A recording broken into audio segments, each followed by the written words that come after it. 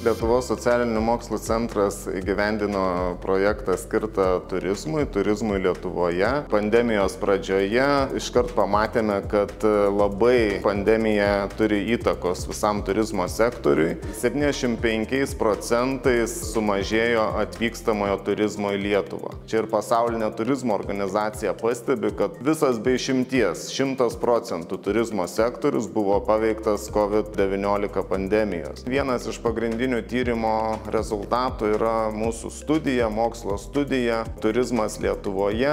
Lietuvos socialinių mokslų centro tinklalapyje yra nuoroda, kur visi norintys gali susipažinti su šia studija, kurioje pateikti pagrindiniai apibendrinimai tyrimo ir pagrindinės rekomendacijos. Ką reikėtų daryti ateityje, kad turizmo sektorius būtų tvaresnis, atsparesnis, labiau atsižvelgiantis į nacionalinius ir tarptautinius iššūkius.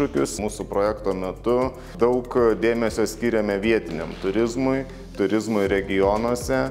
Ką parodė COVID-19 pandemija, kad turizmas regionuose yra atspariausias įvairioms krizėms. Kaimo turizmo sodybos jos buvo mažiausiai paveiktos, daugiausia buvo paveikta miestuose esantis verslo segmento viešbučiai. Labai džiaugiamės ES parama. Šios paramos metu tikrai galėjome analizuoti turizmo sektoriaus perspektyvas, turizmo sektoriaus prisitaikymą prie naujų iššūkių, prie pasaulinių pokyčių.